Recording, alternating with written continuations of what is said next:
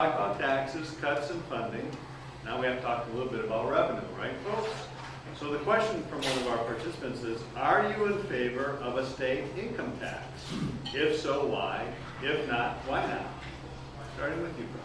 We have a very, very regressive tax system in the sense that the poor pay a greater percentage of their income than the rich do.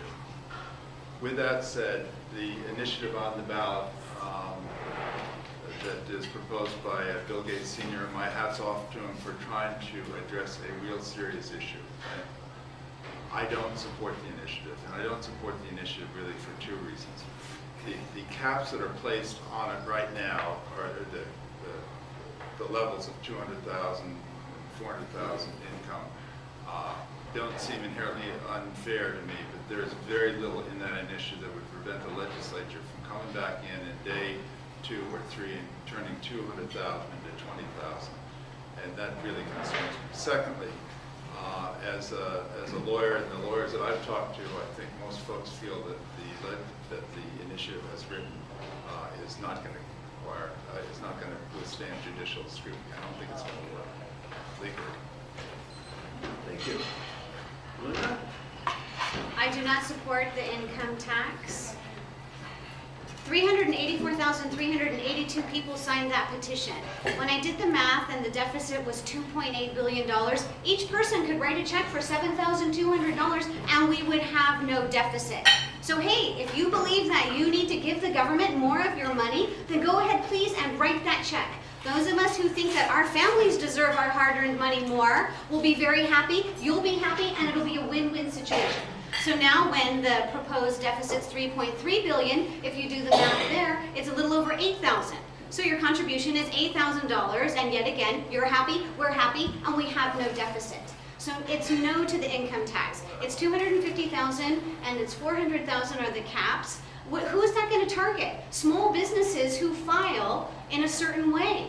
So it isn't going to be just for the rich. If you think that in 2 years the legislature isn't going to say, hey, more people need to pay, it's going to happen. It happens every single day. So now, I heard this mentioned earlier, which has to do with our tax structure. The question is, a follow-up is, how would you work to create a more equitable, less regressive tax structure in the state?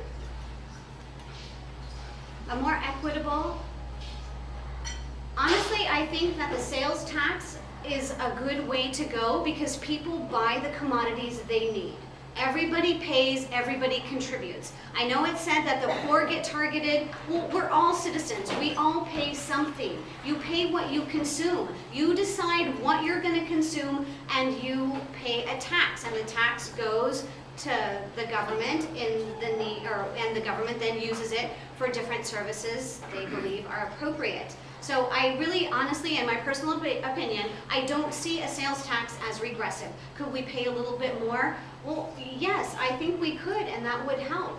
I just don't think that an income tax is the way to go, and I think a little bit more of a sales tax could be the solution. I think we ought to look at two things. I think one would be extending a low-income tax credit for those who are least able to pay.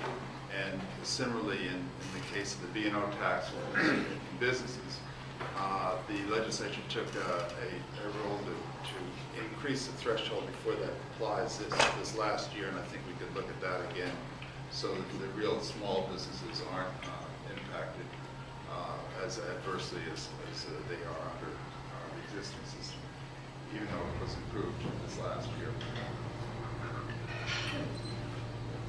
So, moving on to a large issue that's possibly pending for the state. The question has a little context, so let me read it for you. As many as 31 states could see their pension plan assets dry up by 2030, according to a new study from the Kellogg School of Management at Northwestern University. Nationally underfunded liabilities top out at about $3 trillion. What actions must Washington State implement to avoid being in the majority with failed state employee pension plans? That's a great question. I mean, that gets at some of the nuts and bolts that we have that we're facing, and some of the problems we're facing.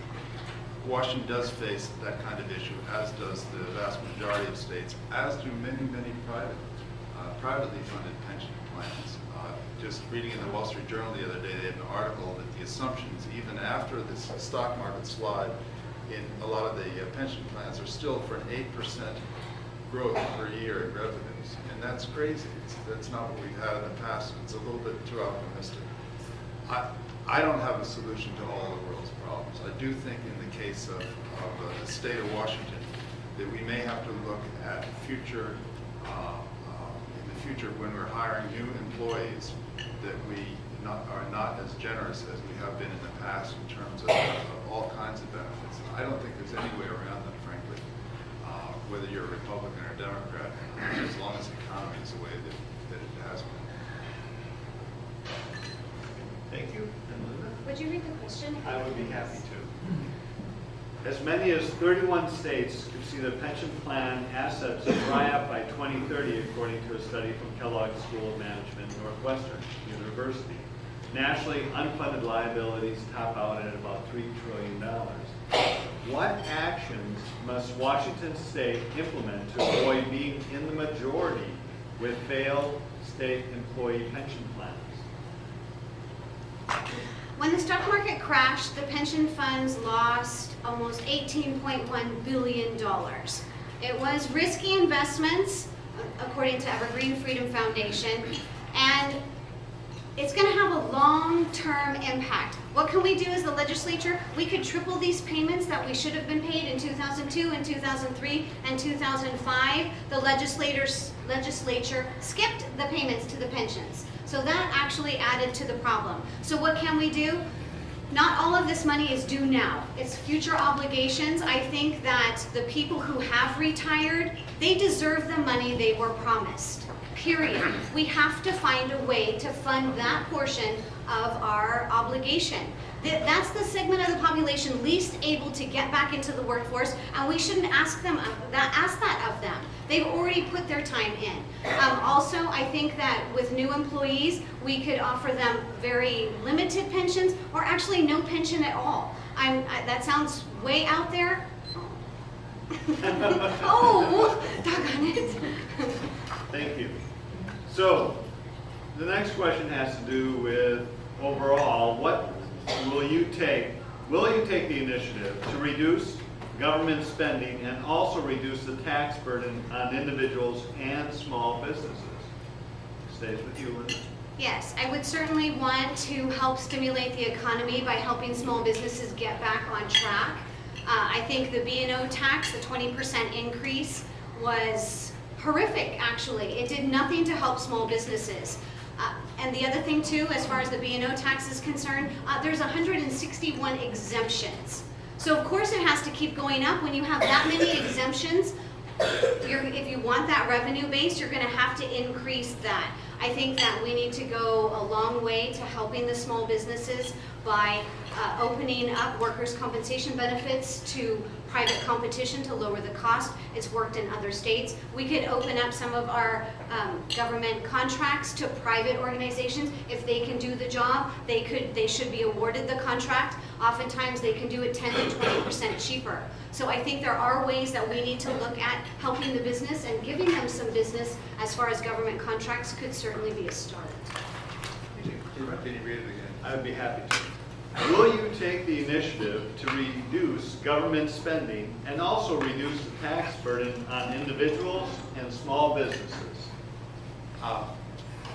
Those are a little bit inconsistent, but absolutely I will take the initiative to reduce government spending. None of us are going to have any choice this time in the legislature with what's happened to the economy. We will have to reduce spending whether we like it or not. And I think it's absolutely necessary. And I do think we should also at the same time seek to make our tax code more equitable for everybody, and let those who benefit also from the tax code pay for those benefits, as well as maintaining our social safety net. which I think is important. I think a society is viewed in part by how it treats those least able to take care of themselves. And I don't think we can ignore that segment in our society in these difficult times. Thank you. So now, cutting to the heart of the whole matter, one question, real simply, four words. Will you raise taxes? No. No. All right. No. Well, That's pretty simple. Saved us a little time on that one. Thank you. Go ahead. Should we expand? Please. I know there's going to be a tremendous push to do so, but I just do not think in this economy that we can do that at this time. And I recognize many of my friends in the social service community will not be happy with that answer, but I think it's a reality. Linda, would you care to expound? Well, I started a little bit earlier on balancing the budget and looking at the state contracts. And I've said it a couple of times. Yes, it's great if we had lots and lots of money, if everybody benefited. So when we pay these benefit packages and these pensions, I often wonder who actually needs that money. Well, people at Taco Bell, people at Walmart will never stand a chance to save for their families. If it's taxpayer dollars, shouldn't the people less able to save for their future get some of that money? I think at the last forum here, the chamber asked me, well, would you say everybody should get the money? It's taxpayer dollars. Maybe we should make it work so all of us get some help, some relief when we're elderly and at the end of our lives. But I really think the people that the people that need it, the people who can't save for their own future should be the ones that we give pensions to. Very good. Thank you.